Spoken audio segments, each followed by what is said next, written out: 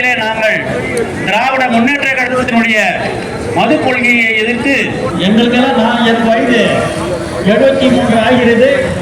ஒரு காலகட்டத்தில் எந்த பெரியாரை வைத்து இந்த தமிழகத்தை வளர்த்து அதை சீர்கழித்தார்களோ, எந்த பெரியாரை வைத்து அவர் முன்னாடிகளோ அந்த முன்னேற்றத்திலிருந்து கோவித்து காட்டிய ஒரு பெரிய சீமான் யார் என்று சொன்னால் அது அந்த நாம் தமிழர் கட்சியினுடைய செந்தமிழ் சீமான் அவர்கள் தான்.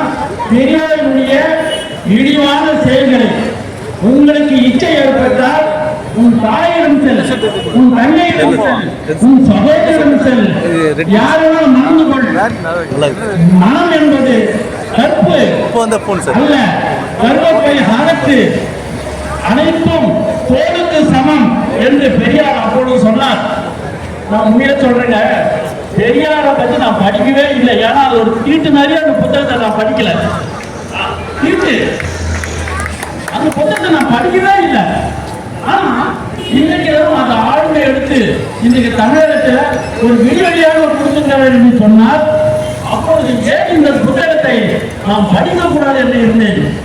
அப்பொழுது என்னை கேட்ட நண்பர்களாக சொன்னேன், அப்பொழுதே இந்த பெரியாரை பற்றி எனக்கு பிடிக்காதியா, அது தொடர மாட்டேன். ஆனா இன்றைக்கு அது வெளிச்சத்துக்கு கொண்டு வந்திருக்கிறார் என்று மக்களுக்கு விழிப்புணர்வை செய்ய வேண்டும். அது வேண்டும். அவர்களுடைய திராவிட கழகத்தை ஒழிக்க வேண்டும் என்று சொன்னார். ஒரு பெரியார் சொன்னது நம்ம ராஜாஜி சொன்னார்களே, விஷப்பூச்சி உருவாகிவிட்டது என்று சொன்னார்களே, அந்த விஷப்பூச்சியை தலையாய கடமை பெரியாருடைய ஒரு கொள்கையை மோசமாக பயன்படுத்திக் கொள்கின்ற திராவிட முன்னேற்ற கழகத்தை ஒழிக்க வேண்டும் என்று சொன்னார். திராவிட பேரினுடைய பெரியாருடைய கொள்கையை நாம் ஒழித்துதான் ஆக வேண்டும். அந்த வகையில மிகவும் எனக்கு ரொம்ப மகிழ்ச்சியாக இருந்தது.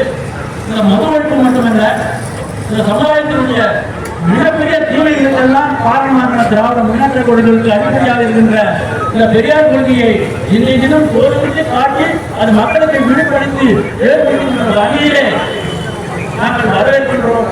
அவருக்கு உறுதியாக இருக்கின்றோம். அவர்கள் வெற்றி பெற வேண்டும்.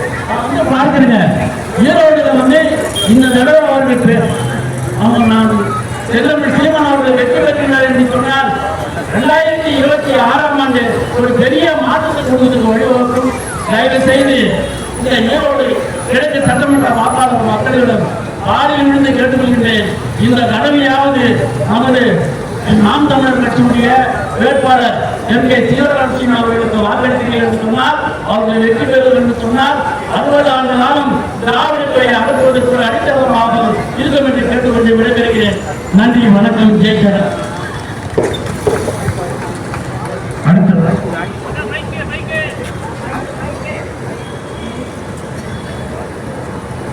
சேலம் தொகுதியை சேர்ந்த மோகன்ராஜ் அவர்கள்.